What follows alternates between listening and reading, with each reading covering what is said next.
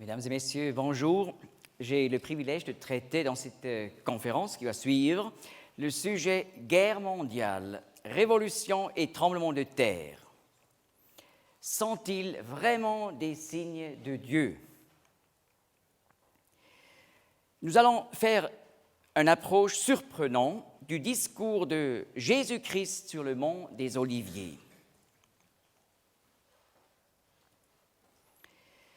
N'est-ce pas, le discours du Seigneur sur le mont des Oliviers est transmis par trois récits dans le Nouveau Testament que vous trouvez dans votre Bible en Matthieu 24, Marc 13 et Luc 21. Vous avez ici une vue du mont des Oliviers depuis l'esplanade du Temple à Jérusalem. D'abord, j'aimerais expliquer l'historique de ce discours. Mardi avant le vendredi saint, durant toute la journée, le Seigneur Jésus était au Temple à Jérusalem. Il y avait des rues de controverses avec de nombreux adversaires dans le Temple. Dans l'Évangile de Matthieu, voilà la description en Matthieu 21, 23, jusqu'à la fin du chapitre 23. Et vous avez les passages parallèles en Marc et en Luc. Et il s'agit là d'une seule journée, mardi avant le vendredi saint, avant la crucifixion. Et voilà, tous ces controverses ont révélé que la masse du peuple choisi va rejeter son Messie. C'est pour ça le Seigneur, à la fin de cette journée, en sortant du temple, il annonce la destruction du second temple comme une conséquence du rejet du Messie. Ensuite, le Seigneur est allé avec ses disciples vers le mont des Oliviers, à l'est de Jérusalem. Voilà, depuis ces montagnes, on a le plus beau panorama sur l'esplanade du Temple. Cela à cause du fait que le mont des Oliviers est un peu plus haut que le mont du Temple. Et voilà, les disciples, choqués par l'annonce de la destruction de cet édifice merveilleux du Temple à Jérusalem, il pose 4 questions. Vous ne trouvez jamais toutes les 4 questions dans un seul évangile. Il faut étudier vraiment en parallèle les 3 récits. Et ainsi, vous allez trouver les 4 questions du Seigneur. 1. Quand aura lieu la destruction du Temple? Voilà une question qui se trouve dans tous les 3 évangiles synoptiques. Matthieu 24, Marc 13 et Luc 21. Ensuite, il demande quel sera le signe de la destruction du Temple? Cette question, vous trouvez seulement en Luc 21, verset 7. Et d'ailleurs, seulement dans cet évangile, vous avez vraiment la pleine réponse à cette question. Il ne faut pas chercher la réponse à cette question en Matthieu, il faut la chercher en Luc. 3. Quel sera le signe de ta venue? Et 4. Quel sera le signe du temps de la fin? Vous voyez, on peut diviser ces 4 questions en 2 et 2 questions. Parce que 2 questions sont en rapport avec le temple. Quand aura lieu la destruction du temple? Quel sera le signe de la destruction du temple? Et 2 sont liées au temps du retour de Christ. Quel sera le signe de ta venue? Quel sera le signe du temps de la fin? On peut dire les questions 1 et 2 touchent des événements qui devraient avoir lieu juste après la première venue de Jésus. Et les questions 3 et 4 touchent des événements qui devraient avoir lieu juste avant la deuxième venue de Jésus. On peut aussi dire les questions 1 et 2 sont en rapport avec le début et 3 et 4 en rapport avec la fin. N'est-ce pas? La venue de Christ, il y a environ 2000 ans, est appelée en 1 Jean 1 le commencement. Ce qui était dès le commencement.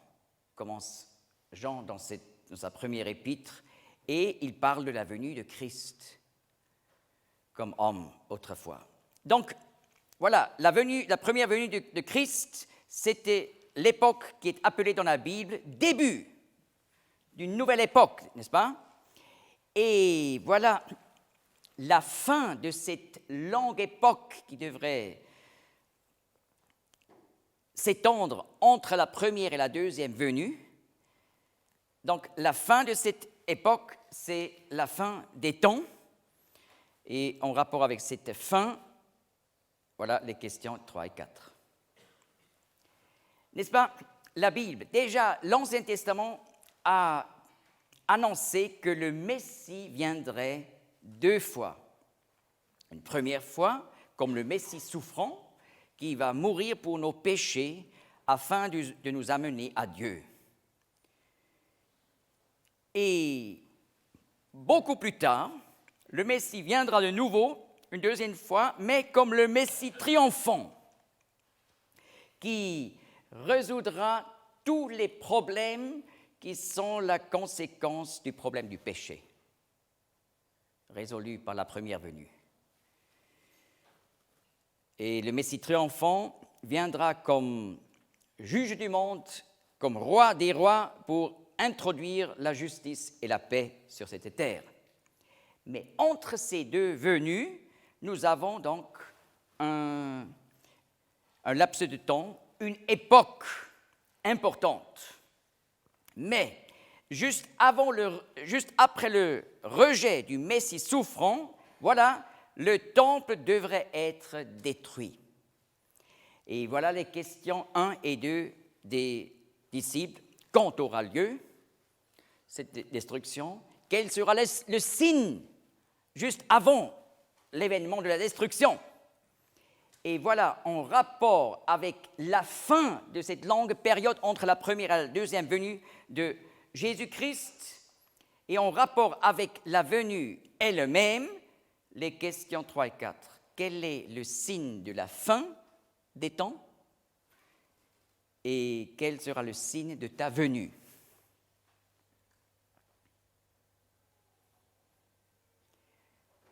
Donc, on peut dire, questions 1 et 2 en rapport avec le temps du début, 3 et 4 en rapport avec le temps de la fin. Nous allons considérer ensemble la réponse du Seigneur en rapport avec le temps du début, la destruction du temple. Et ensuite, nous allons voir aussi la réponse du Seigneur concernant le temps de la fin. Et nous allons voir comme le Seigneur annonce des guerres mondiales, des tremblements de terre, etc.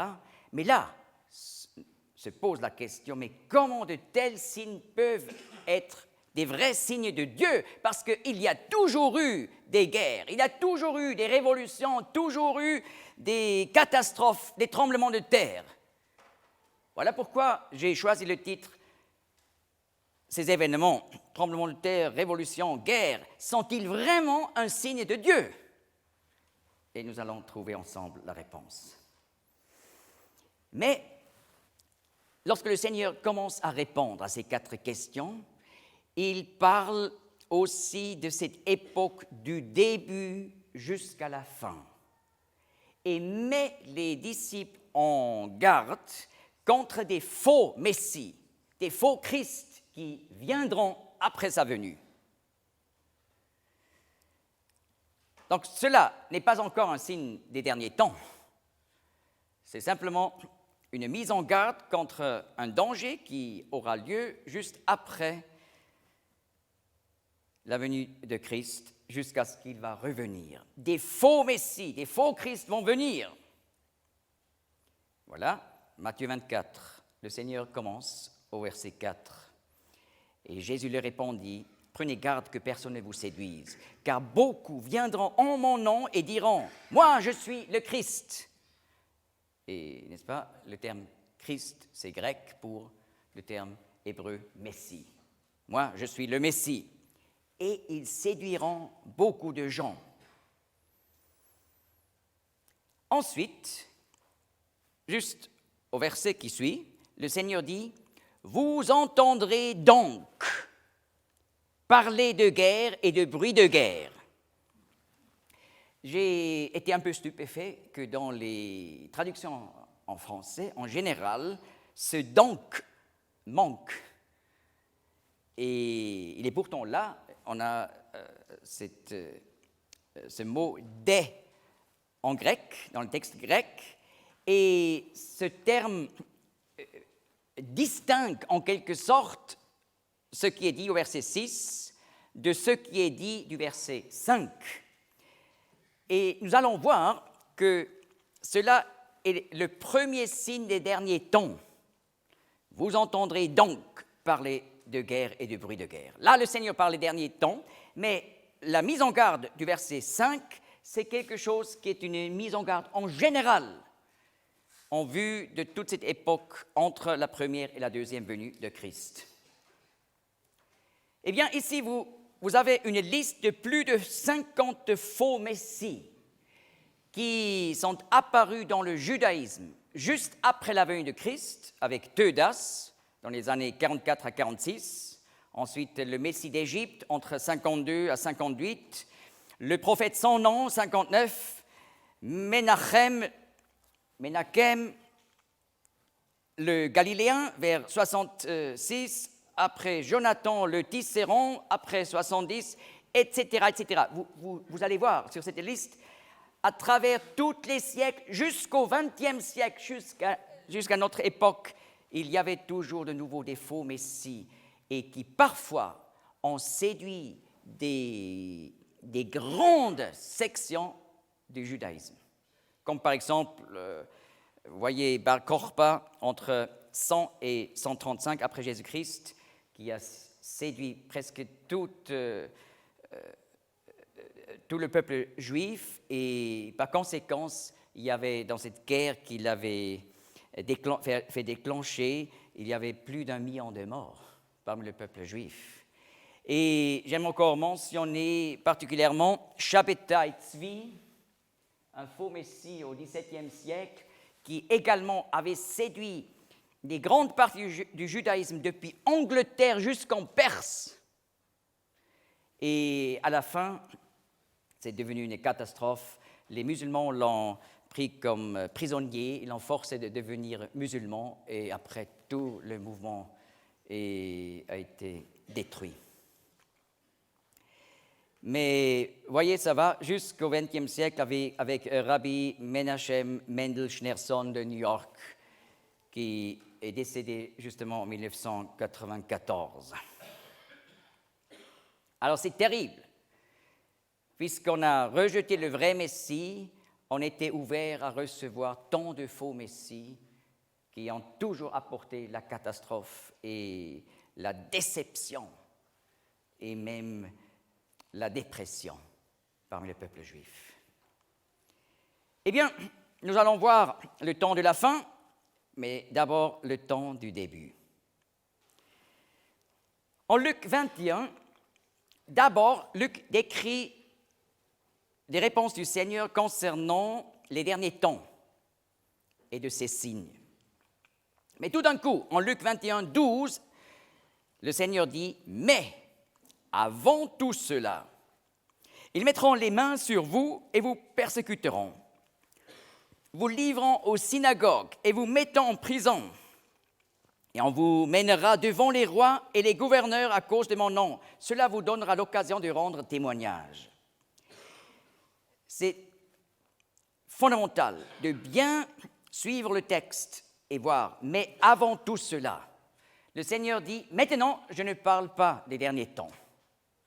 Donc, je parle des événements avant les derniers temps. Et nous allons voir, le Seigneur répond dans les versets qui suivent à la question quel sera le signe de la destruction du temple quand aura lieu la destruction du temple. Donc ici, mais avant tout cela, le Seigneur répond aux questions qui concernent le temps du début. Et vous voyez, le Seigneur parle d'une persécution de ceux qui croient en lui. Et nous pouvons bien déduire qu'il s'agit ici pas, par exemple, de la persécution des chrétiens par les marxistes, par l'Union soviétique, mais il s'agit d'une persécution juive. Vous livrons aux synagogues et vous mettant en prison. Mais le Seigneur dit, cela vous donnera l'occasion de rendre témoignage. Eh bien, la crucifixion a eu lieu historiquement à l'an 32 après Jésus-Christ. Et voilà, la résurrection du Seigneur, et peu de temps après, quelques semaines plus tard, Pentecôte. Et depuis Pentecôte, les Juifs croyant en Jésus comme le Messie ont commencé à témoigner du Messie vis-à-vis du peuple juif. Et voilà la conséquence, arrestation des apôtres et persécution des Juifs chrétiens par le judaïsme. Et cela, vous pouvez lire dans le livre des Actes, Actes 3 à 8, décrit donc comme ils ont rendu témoignage, mais cela avait comme conséquence une persécution terrible de la part du judaïsme, vous livrant aux synagogues et vous mettant en prison. Et le Seigneur dit en plus, et on vous mènera devant les rois et les gouverneurs à cause de mon nom. Le terme « les gouverneurs » est intéressant parce que c'est le terme pour les Romains qui régnaient sous le pouvoir du César de Rome en Israël.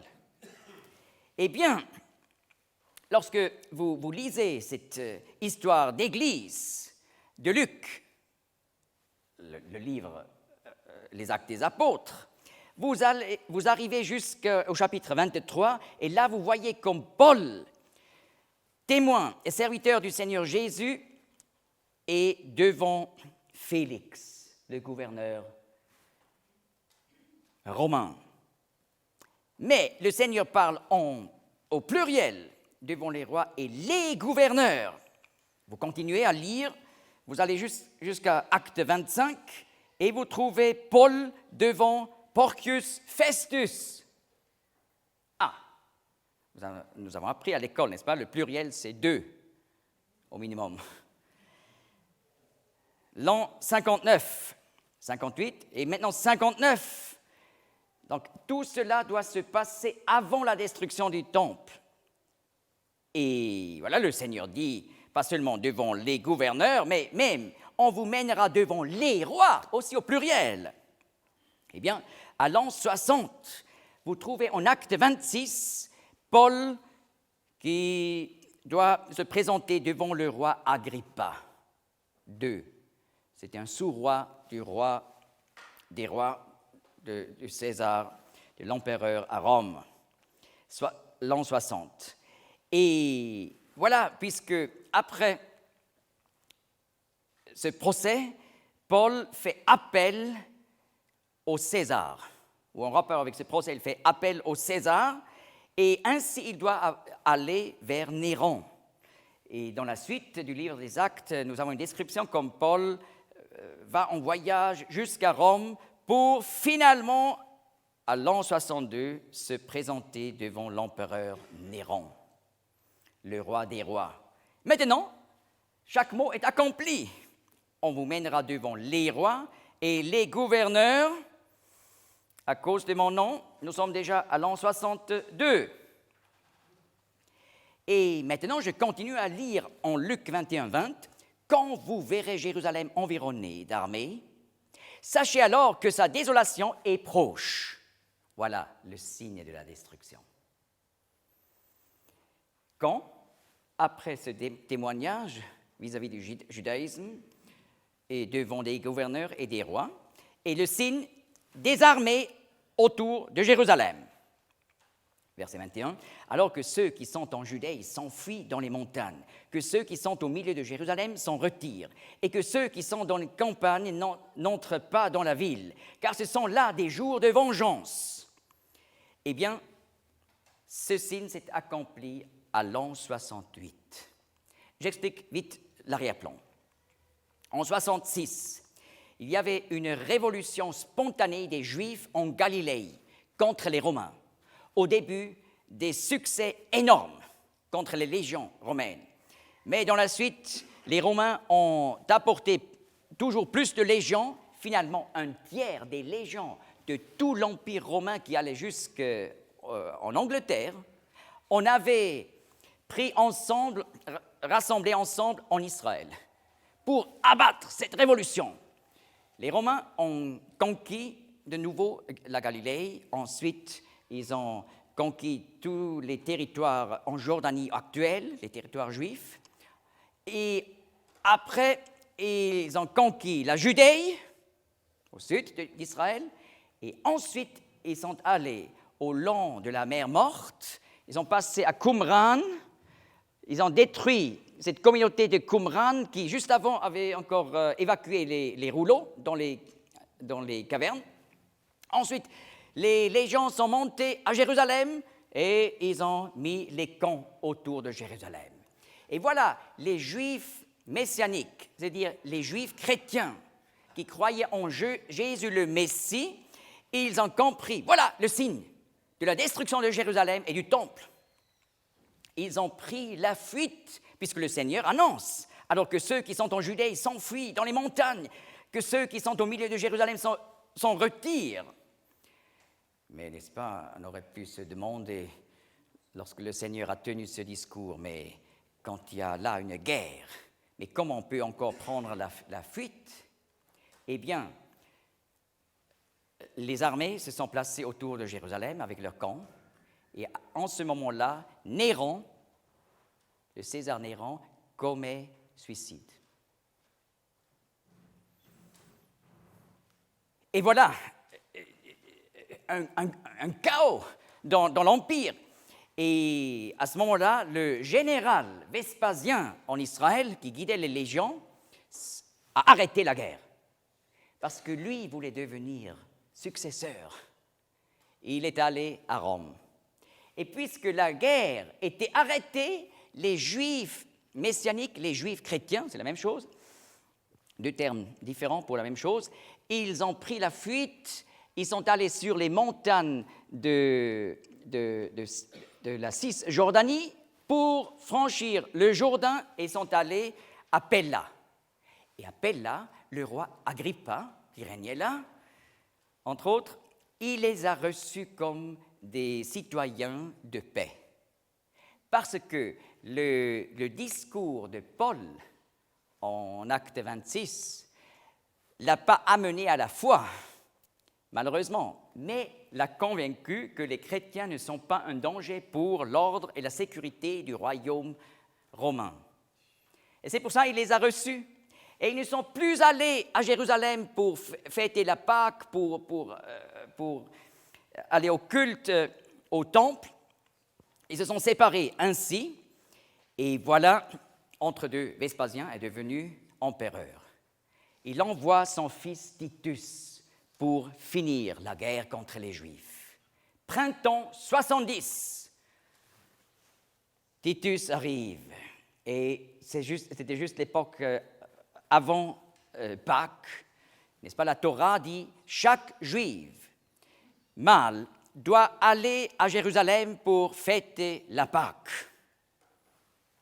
Donc, du pays entier, les Juifs sont allés à Jérusalem pour égorger les brebis. Et voilà, même de l'étranger, ils sont venus. Jérusalem était remplie comme un témoin oculaire de l'époque, l'écrit, Joseph Flave dans ses écrits, de 2000,7 millions de Juifs. Et lorsqu'ils étaient tous là à Jérusalem, bien sûr, sans les Juifs chrétiens, parce qu'ils n'allaient plus à Jérusalem. Le texte l'avait dit. Il ne faut plus aller à Jérusalem. Eh bien, Et lorsque la ville était pleine, Titus a fermé définitivement le siège. Et après 140 jours, Jérusalem était une ruine et le deuxième temple était détruit complètement. Et voilà plus d'1 million de morts parmi le peuple juif. Mais pas d'un seul juif messianique, il est connu qu'il soit mort. Parce qu'ils ne sont plus allés, ils ont écouté la parole du Seigneur sur le mont des Oliviers, et vous voyez, ils ont pris le message littéralement. Et c'est pour ça qu'ils étaient sauvés. Voilà, la destruction du temple à l'an 70. Et tout cela est donc depuis longtemps accompli, mais cela nous aide à comprendre mieux comment interpréter les réponses du Seigneur en vue de la fin des temps, de la fin de cette longue époque entre la première et la deuxième venue de Christ, du Messie. Ce qui est aussi important, c'est de savoir que la parole de Dieu, déjà dans l'Ancien Testament, a annoncé, après la venue du Messie souffrant et son rejet, le peuple juif sera dispersé dans le monde entier. Et voilà, le Seigneur le répète en Luc 21. « Car ce sont là des jours de vengeance, pour que s'accomplisse tout ce qui est écrit. Mais quel malheur pour celles qui seront enceintes et pour celles qui allaiteront en ces jours-là. Car il y aura une grande détresse sur le pays, et de la colère contre ce peuple. Ils tomberont sous le tranchant de l'épée, et ils seront amenés captifs parmi toutes les nations. Et Jérusalem sera foulée aux pieds par les nations, jusqu'à ce que soient accomplis les temps des nations. » Alors le Seigneur explique, dans la suite, va s'accomplir la prophétie concernant la dispersion mondiale des Juifs. Et pendant toute cette époque où les nations non juives domineront, ils vont également dominer sur la ville de Jérusalem. Elle ne sera plus une ville juive, mais pas pour toujours, jusqu'à ce que soient accomplis les temps des nations. Dans les derniers jours, ça va changer. Et voilà, les prophètes avaient déjà annoncé le rassemblement du peuple juif au temps de la fin, ce qui n'est pas la fin du monde, n'est-ce pas? Mais la fin de cette longue période entre la première et la deuxième venue du Christ. Juste pour vous montrer l'usage de cette expression, en Ézéchiel 38, verset 8, Dieu parle d'une nation qui va, dans l'avenir, attaquer Israël depuis le nord extrême. Et là, nous lisons, à la fin des années, c'est-à-dire à la fin des jours, tu viendras dans le pays, cet ennemi viendra dans le pays d'Israël, tu viendras dans le pays délivré de l'épée et rassemblé d'entre beaucoup de peuples sur les montagnes d'Israël qui ont été une désolation perpétuelle, vers ceux qui sont sortis d'entre les peuples. Alors vous voyez, ce qui est typique pour la fin des années, la fin des jours, la fin des temps, c'est le retour des Juifs. Les Juifs rassemblés dans leur pays, sortis d'entre les peuples. Et ce qui est remarquable, nous vivons dans cette époque. Et cette époque du temps de la fin a commencé lorsque les Juifs en masse ont commencé à retourner au pays des ancêtres. La première alia, le premier retour des Juifs en masse a eu lieu à l'an 1882. Et voilà, après le deuxième retour, troisième, quatrième, jusqu'à aujourd'hui, plus de 3 millions de Juifs des 5 continents du monde sont retournés de plus de 100 pays différents. Et voilà Ézéchiel 36, 24 qui parle de cette époque. Dieu dit, « Et je vous prendrai d'entre les nations et je vous rassemblerai de tous les pays et je vous amènerai sur votre terre. » Ici, il est aussi expliqué à qui appartient ce pays. Vous voyez donc, le temps de la fin, c'est une période déjà presque 129 années. Et vous voyez, ça a commencé par le signe fondamental, le retour des Juifs. Et voilà, la prophétie nous explique que dans un processus, les Juifs vont retourner. Et ce processus dure depuis 1882 jusqu'à aujourd'hui, 2011. Et à la fin de cette époque, Jésus-Christ reviendra comme roi du monde, comme juge du monde. Mais entre deux, il y aura tant de prophéties qui devraient s'accomplir depuis la première venue des Juifs, le premier retour des Juifs, jusqu'à aujourd'hui et jusqu'à la venue de Christ. J'ai indiqué cela par ces traits verts. Oui. Et pour moi, j'ai systématisé les prophéties déjà accomplies depuis 1882 jusqu'à aujourd'hui. Et voilà, je peux bientôt publier une liste de plus de 160 prophéties. Précis. Et voilà les indications du Seigneur dans le discours sur le mont des Oliviers fait partie de ces 160 prophéties accomplies. D'ailleurs, le temps du début était aussi clairement une époque qui est distinguée du reste de cette longue période où les Juifs étaient dispersés dans le monde entier sans État. Et voilà le temps du début, n'est-ce pas? Lorsque Jésus-Christ est venu, Jean 1, verset 1er dit « ce qui était dès le commencement ». Donc le commencement, c'est la venue de Christ à Bethléem. Et dans sa vie, tant de prophéties messianiques se sont accomplies. En tout, plus de 300 prophéties accomplies. Là, j'avais aussi fait une liste de ces prophéties accomplies. Et voilà, jusqu'à cette prophétie de la destruction du temple et de la dispersion des Juifs. Mais à l'an 70, on a au début pensé, maintenant l'État juif est détruit. Ah non, pas l'État juif. Les Juifs se sont très vite réorganisés et finalement ils ont fait une deuxième révolution contre Rome sous ce faux Messie Bar Korpa. Et voilà, l'empereur César, à 135, il a définitivement détruit l'État d'Israël. Encore une fois, déjà à l'an 70, 1 million de morts. Encore une fois, 1 million de morts parmi le peuple juif. Et alors là, il n'y avait plus d'État juif. Voilà l'époque de la dispersion du peuple juif. Les signes du temps de la fin.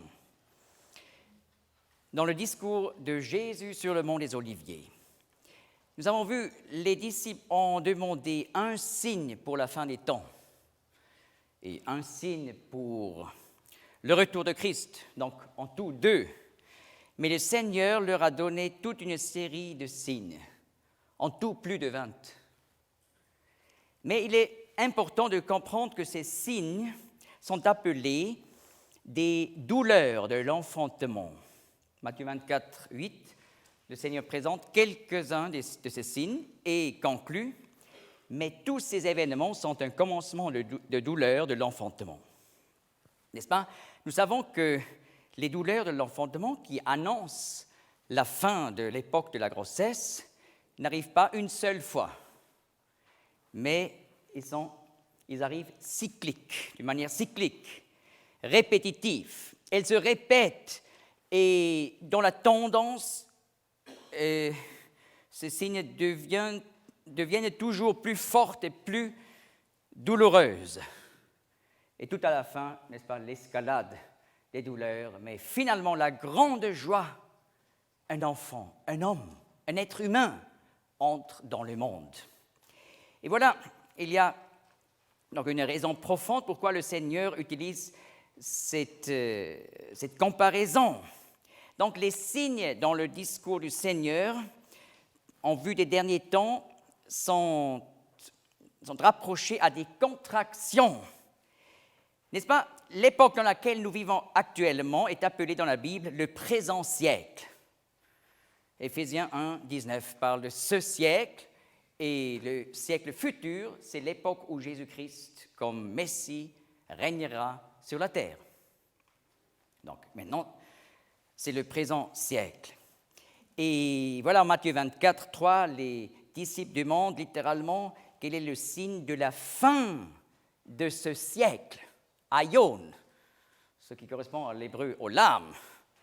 Et voilà, de cette époque présente, ce présent siècle. Et voilà, ce présent siècle est donc comparé avec le temps de la grossesse, qui est aussi une période, dans ce cas-là, une période de 9 mois. Et comment on peut savoir que le temps de la fin, en rapport avec la grossesse, est arrivé? Eh bien, il faut connaître les signes, les contractions.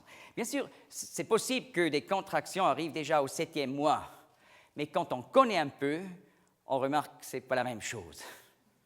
N'est-ce pas? Il faut distinguer. Pas n'importe quel tremblement de terre serait un signe de la fin. Il faut distinguer entre les vrais et les faux, si on peut dire comme ça, contractions. Et voilà, les contractions sont donc en parallèle avec ces plus de 20 signes du Seigneur. Et voilà, le Seigneur présente d'abord 5 signes et les appelle le commencement des douleurs. 1. Guerre générale. 2. Révolution. 3. Famine. 4. Épidémie. 5. Séisme. Et après, le Seigneur dit, ensuite, terrible persécution des chrétiens. Il faut donc bien lire le texte, exactement lire chaque mot pour comprendre aussi les connexions temporelles entre ce que le Seigneur présente. Eh bien, on peut dire, c'est pour ça notre titre, des guerres générales, des révolutions, des famines, on a toujours eu, mais comment ça peut être un signe de la fin? Eh bien, nous allons maintenant compter les signes que le Seigneur mentionne. Et le premier signe, j'ai appelé guerre mondiale. N'est-ce pas? En Matthieu 24, le Seigneur dit, verset 6, « Vous entendrez donc parler de guerre et de bruit de guerre. Prenez garde de ne pas vous laisser troubler, car il faut que tout cela arrive. Mais ce n'est pas encore la fin. Car nation s'élèvera contre nation et royaume contre royaume. » Eh bien, vous avez compris, à partir de 1882, les Juifs ont commencé à retourner en masse.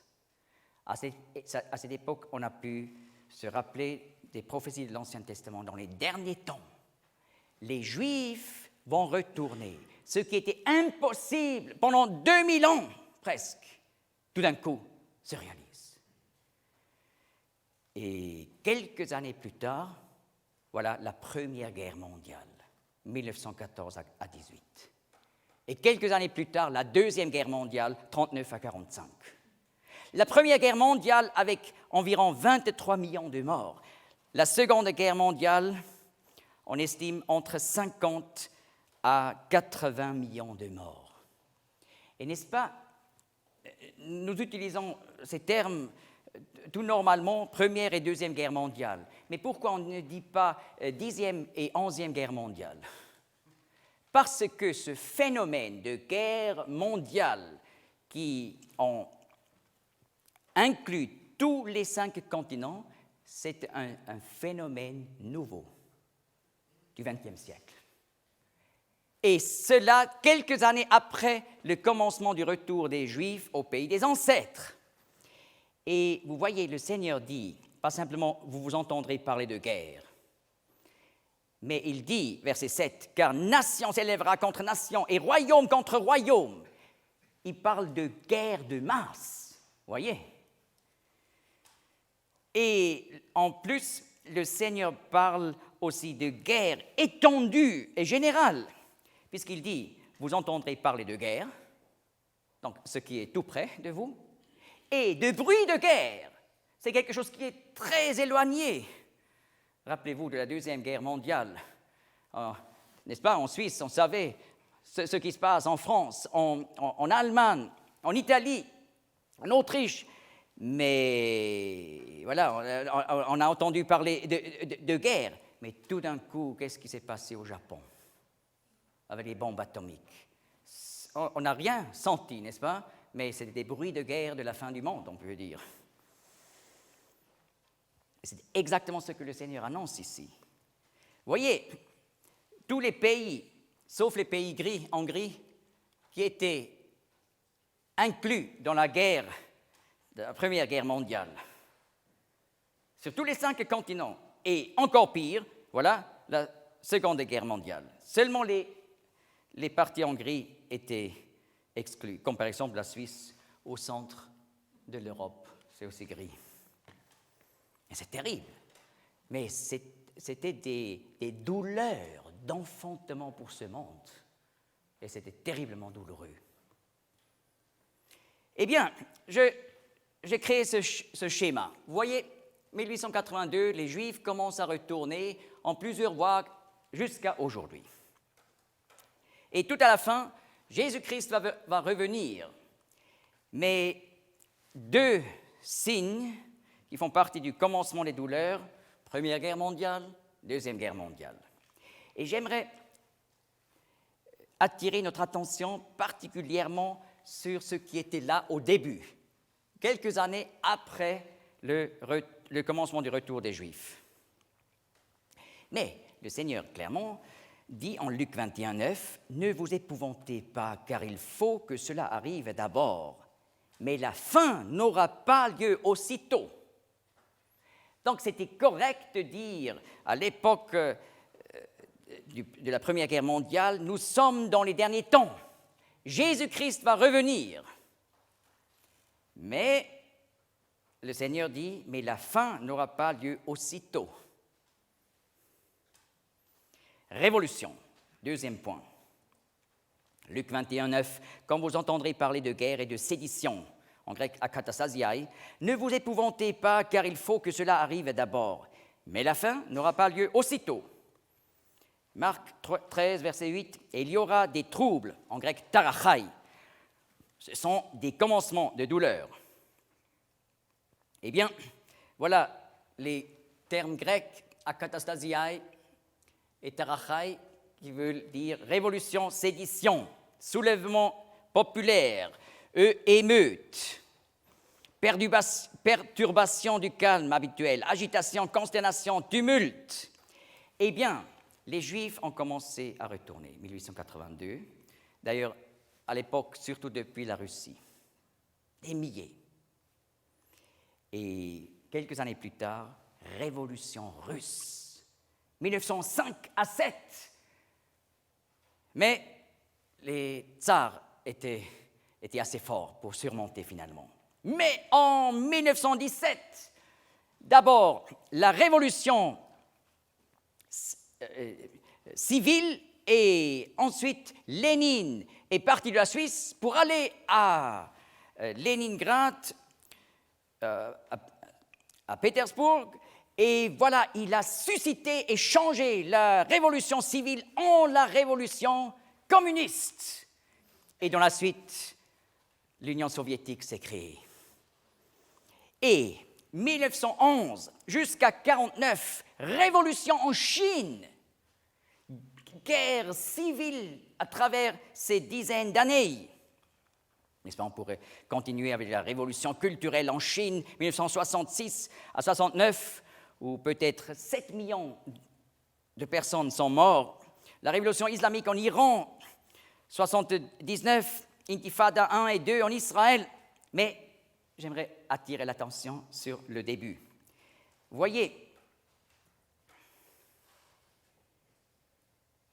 les Juifs retournent, révolution.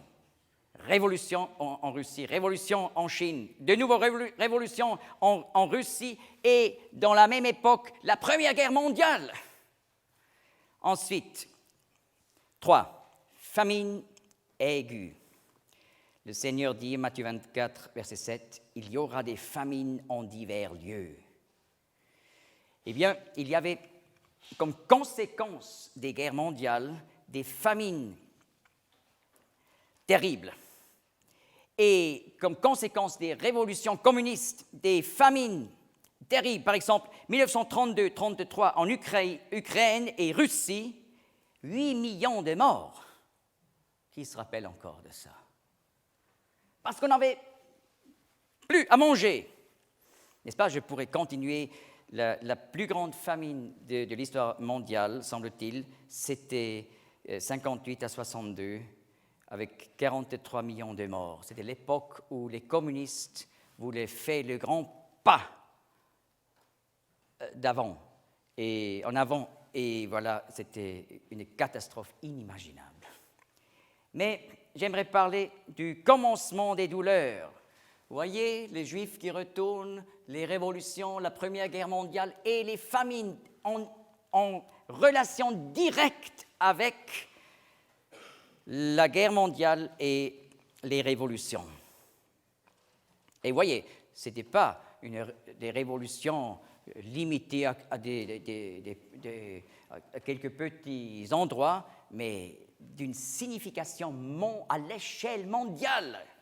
Car finalement, des centaines de millions de personnes ont été mises à la prison du communisme.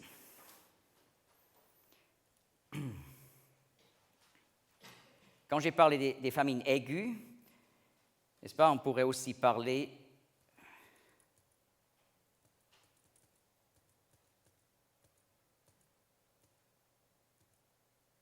des famines chroniques.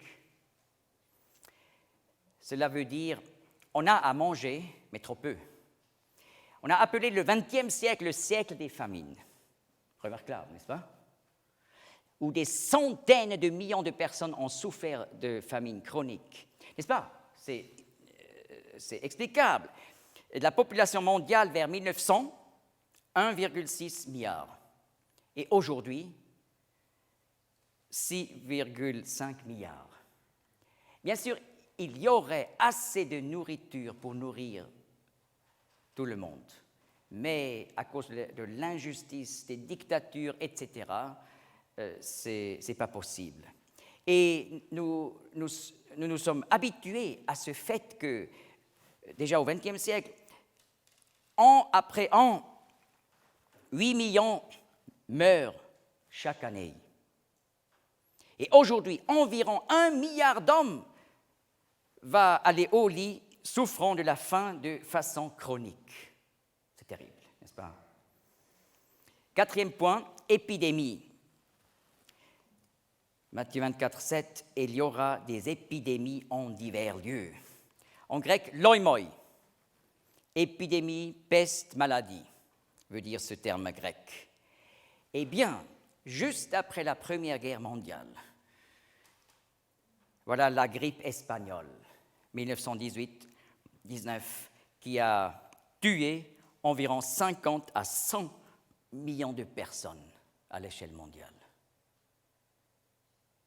C'était une catastrophe si terrible qu'aujourd'hui, on craint tellement de nouveau une telle grippe qui pourrait tuer donc des dizaines de millions d'êtres humains.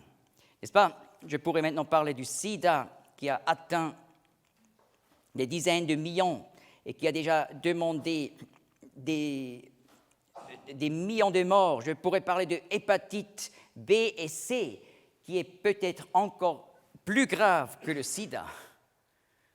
N'est-ce pas? On pense en Allemagne, par exemple, on connaît le chiffre de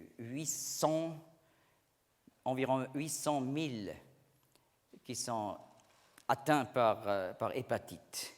Et ce qui est terrible, la plupart ne savent pas d'où est-ce qu'ils ont reçu cette maladie.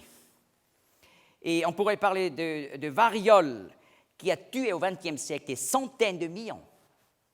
On pourrait parler des 100 millions de morts par la nicotine, comme l'ONU, il y a quelques années, avait déclaré. Mais j'aimerais attirer la vue vers le début. Les Juifs qui retournent, les révolutions, guerre mondiale, et voilà, grippe espagnole. N'est-ce pas? Il est vrai, il y a toujours eu des épidémies, mais ce que le Seigneur indique est à voir en rapport avec les derniers temps où le peuple juif retourne. N'est-ce pas la peste au Moyen-Âge? Ça n'avait rien à faire avec le retour des Juifs. Et, par conséquent, ce n'était pas un signe des derniers temps. Mais vous voyez, donc, tout lié ensemble dans la même petite époque d'années, après le commencement du retour des Juifs. Vous trouvez chaque signe, mais d'une façon extraordinaire. 5. Tremblement de terre. Matthieu 24, 7. Il y aura des famines, des épidémies et des tremblements de terre en divers lieux. Eh bien, en Inde, 1905, tremblement de terre avec 19 000 morts.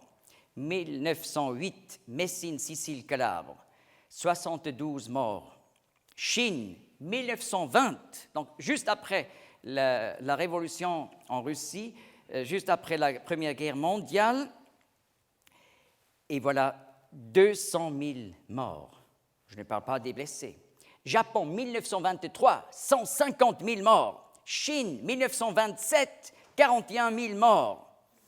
N'est-ce pas? Je pourrais maintenant continuer jusqu'à aujourd'hui. J'ai une fois compté ensemble les quelques 140 séismes majeurs qui ont tué au XXe siècle 2,3 millions de personnes. Mais vous voyez donc cette accumulation.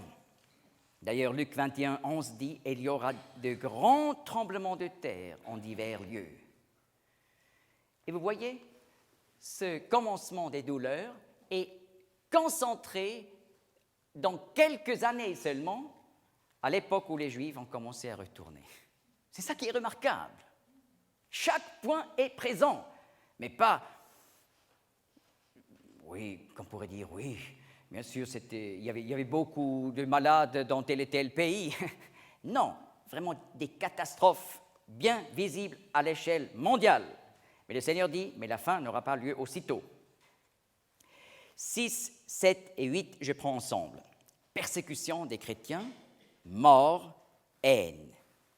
Voilà, le Seigneur dit au Matthieu 24, 9, alors, après ces 5 signes du commencement des douleurs, alors, ils vous livreront pour vous faire souffrir et ils vous feront mourir. Vous serez haïs de toutes les nations à cause de mon nom.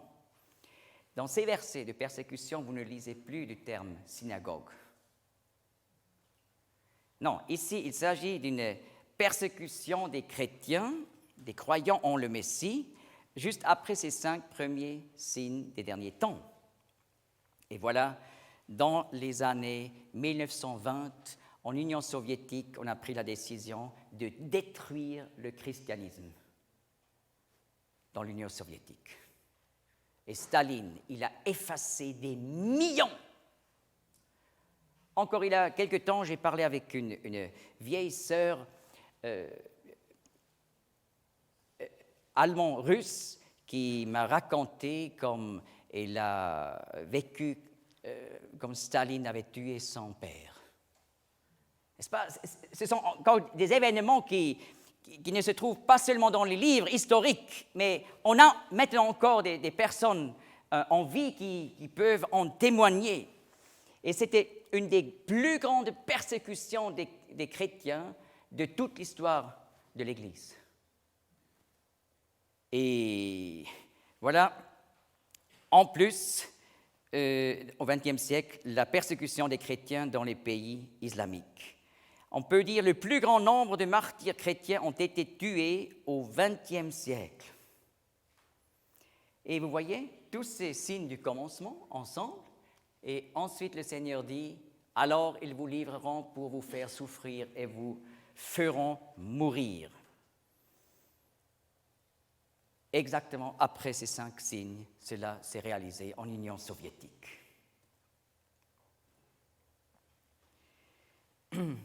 Ici, vous voyez les pays musulmans où actuellement à peu près 200 millions de chrétiens sont sous pression par la persécution, qui va souvent pas seulement jusqu'à la haine, mais même jusqu'à la mort.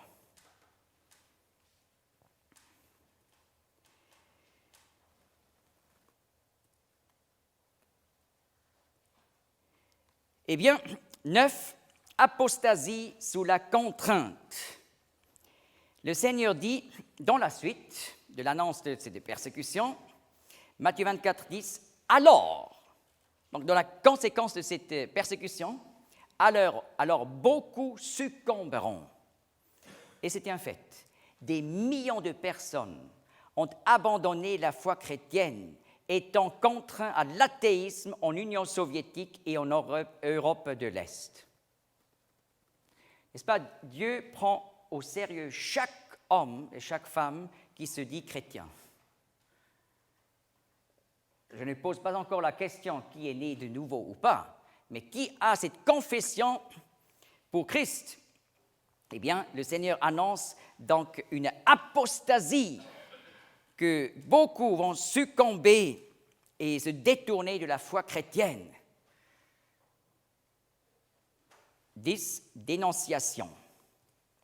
Matthieu 24, 10, le Seigneur dit, « Alors beaucoup succomberont, se dénonceront l'un l'autre. » Eh bien, les communistes, les marxistes ont décidé, ont fait cette persécution en travaillant ensemble avec le peuple. C'est-à-dire, la police secrète s'infiltre dans le peuple en général et même dans les familles. Donc, on n'était pas sûr si l'homme qui habite juste à côté, qui dit toujours gentiment bonjour le matin, était lié avec le KGB, la police secrète ou pas, ou la Securitate, ou n'importe quelle police secrète. Et même dans la famille, on n'était pas sûr. Donc, ils se sont dénoncés l'un l'autre. 11, disparition de la confiance mutuelle. Voilà, le Seigneur dit, alors beaucoup succomberont, se dénonceront l'un l'autre, se haïront l'un l'autre. Comme conséquence, à travers des dizaines d'années, on ne pouvait plus être sûr à qui donner la confiance. Cela a déclenché donc une haine générale parmi les pays sous la domination du communisme et de l'athéisme. 12. Persécution à l'intérieur de la famille. Marc 13, 12 précise, le frère livrera son frère à la mort et le père son enfant. Les enfants se dresseront contre leurs parents et les feront mourir. Terrible. La police secrète s'est infiltrée même dans les familles.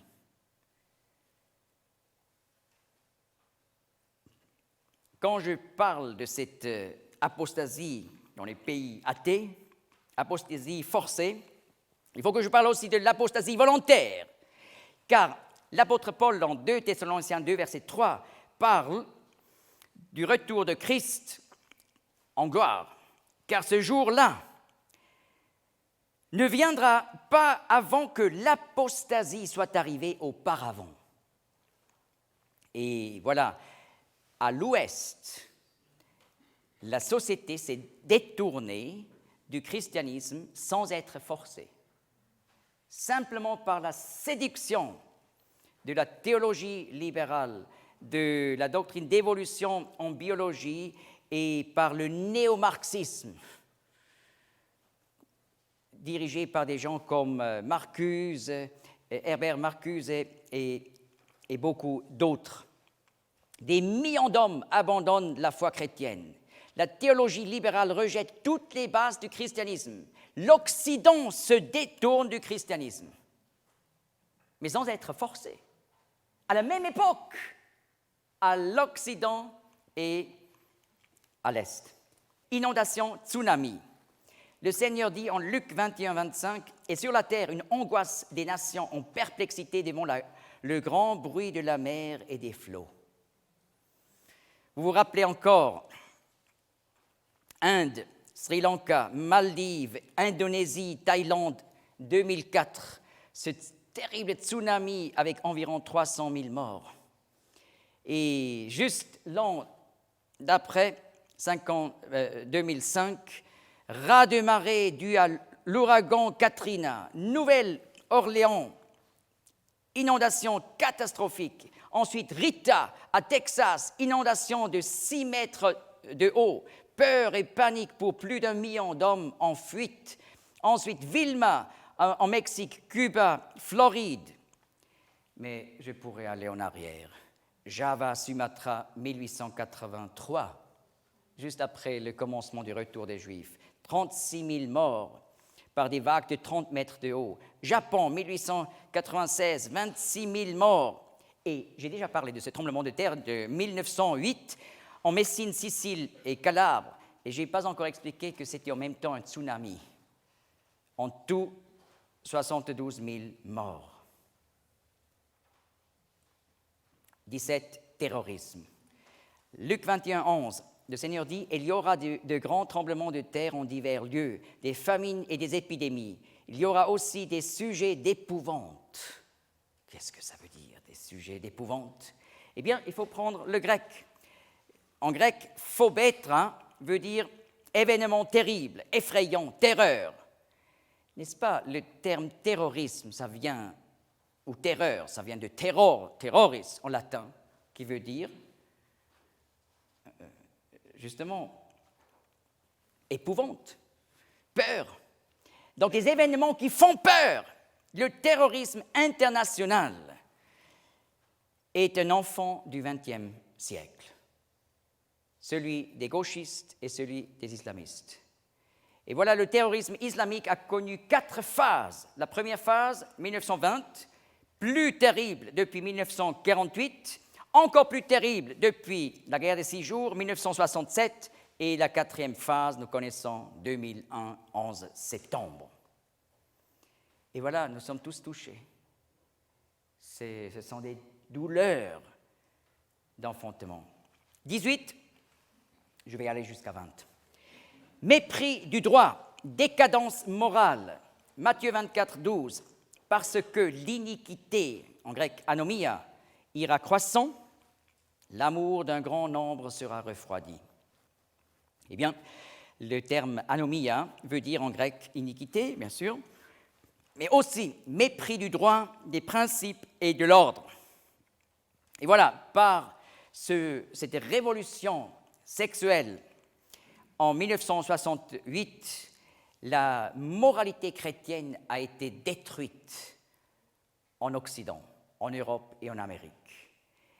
Publiquement, on a demandé que l'immoralité soit acceptée comme le concubinage, les partenaires multiples, adultère, homosexualité, pornographie, violence, et par cela, la conséquence d'une violence croissante.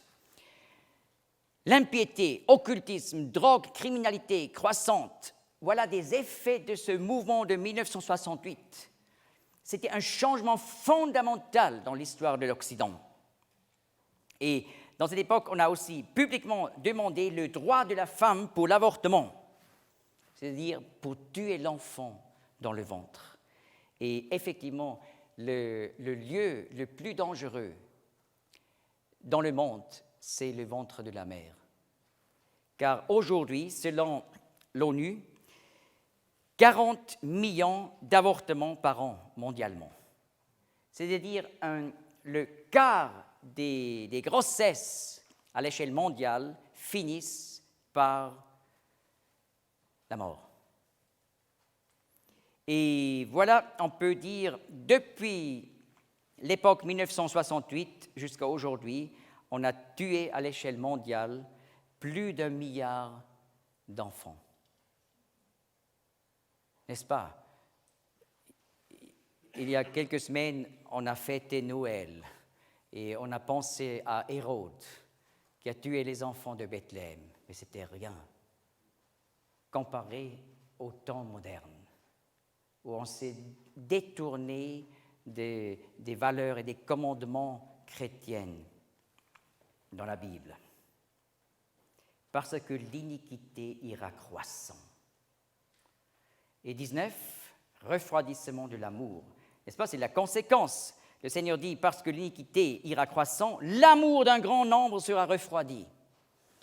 Mesdames et messieurs, toutes ces choses que la Bible appelle du péché détruisent quelque chose en nous. Et nous sommes tous touchés. N'est-ce pas, on peut faire un calcul. Combien d'enfants, par exemple, dans les années 20 ans passés, ont été tués en Suisse? Et on peut calculer avec le nombre de familles en Suisse, et on va réaliser, mais facilement, on est, par la parenté, touché par ce problème. Et cela détruit quelque chose en nous. Et aussi cette immoralité du concubinage, partenaires multiples, adultère, homosexualité, pornographie, cela détruit quelque chose en nous. Et le Seigneur dit, l'amour d'un grand nombre sera refroidi. Et je finis par 20. L'Évangile atteint toutes les nations du monde. Voilà, Matthieu 24, 14. Et cet Évangile du royaume sera prêché dans la terre habitée tout entière, en témoignage à toutes les nations, et alors viendra la fin. Marc 13, verset 10. Mais il faut qu'auparavant, l'Évangile, simplement l'Évangile, pas l'Évangile du royaume, l'Évangile soit prêché dans toutes les nations. Eh bien, à 1800, la Bible a été traduite en environ 70 langues différentes. Après, on avait ce grand réveil en Europe et en Amérique du Nord.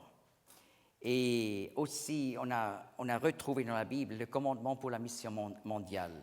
1830, la Bible en 157 langues différentes. Et aujourd'hui, 2011, la Bible en plus de 2400 langues. La Bible en entière ou des livres de la Bible.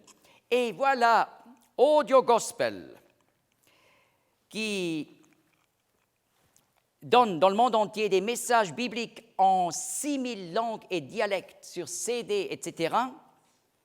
C'est fantastique. Et maintenant aussi par la radio et l'Internet, l'Évangile même dans les pays fermés. Seulement dans notre époque, on a atteint toutes les nations du monde avec l'Évangile. D'ailleurs, si le Seigneur dit à toutes les nations, il faut voir clair, le terme grec c'est ethnos. Et ethnos est la plus grande entité sociale en grec. N'est-ce pas? La plus petite, c'est le couple. Ensuite, la famille. Ensuite, le clan. Ensuite, la tribu. La Bible, on parle des tribus. Plus loin, le peuple. En grec, laos. Mais plus grand que laos est ethnos. Vous voyez,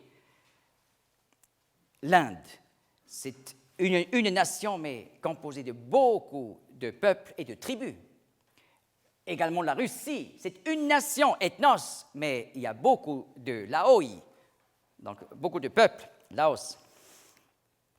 Et le Seigneur ne dit pas que l'Évangile atteint tous les êtres humains, non plus toutes les tribus, non plus tous les peuples. Il y a dans le monde entier à peu près 10 000 peuples, mais toutes les nations, et nous avons environ 200 nations dans le monde entier. Mais ils sont tous atteints dans notre époque. Et voilà, le Seigneur dit, cet évangile du royaume sera prêché dans la terre habitée tout entière et en témoignage à toutes les nations. Ça se fait maintenant. Et le Seigneur dit, mais la fin ne sera pas aussitôt. Non.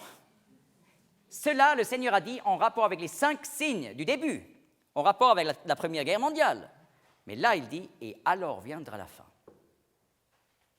On ne peut pas calculer, et on ne va pas faire cette erreur, comme plusieurs l'ont fait. Et c'est une honte. Mais nous avons les signes qui montrent que le Seigneur va bientôt venir. Voilà 3 conclusions. 1. Nous vivons au temps de la fin. Jésus-Christ vient bientôt comme juge du monde. Êtes-vous prêts à rencontrer le juge du monde? Mais comment c'est possible? Si on est vraiment sérieux, si on considère les commandements, les 10 commandements et les autres commandements dans la Bible, on réalise, nous sommes tous des pécheurs. N'est-ce pas? Tout récemment, j'ai tenu un débat public invité par les libres penseurs en Suisse alémanique sur le sujet de l'éthique. Et voilà, eux, ils pensaient, nous les chrétiens, ont l'idée que seulement quand on connaît la Bible, on connaît ce qui est juste et injuste. Alors c'était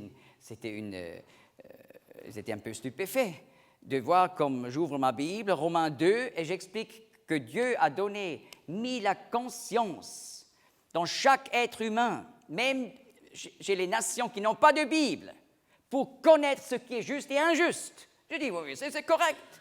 Chaque homme a une éthique, aussi les athées et aussi les criminels. N'est-ce pas, lorsqu'ils doivent séparer ce qu'ils ont volé entre eux, ils ont clairement une éthique. Comment il faut faire? Nous avons tous une éthique, voilà. Mais nous devons dire que nous avons tous vécu contre notre propre conscience. Ce qui prouve que nous sommes des pécheurs. Bien sûr, nous connaissons ce qui est juste et injuste, mais nous avons tous vécu contre la conscience. Et nous ne pouvons pas nous mettre devant le juge. Mais comment être prêt? Je vais l'expliquer. 2. La Bible est la parole de Dieu pour nous. Elle est crédible. Il vaut la peine de lire la Bible régulièrement pour apprendre à connaître personnellement le message de Dieu pour nous. Si vous ne le faites pas encore, commencez demain matin à lire un passage, un chapitre, un demi-chapitre de la Bible. Priez Dieu de vous parler par la Bible. 3. Je dois revenir à Dieu et être réconcilié avec lui. N'est-ce pas, nous sommes par la réalité clairement que nous sommes tous des pécheurs. Convaincus. Je n'ai pas dit nous sommes tous des criminels. Nous ne sommes pas tous des criminels, mais nous sommes tous des pécheurs devant Dieu. Et la Bible nous dit, soyez réconciliés avec Dieu.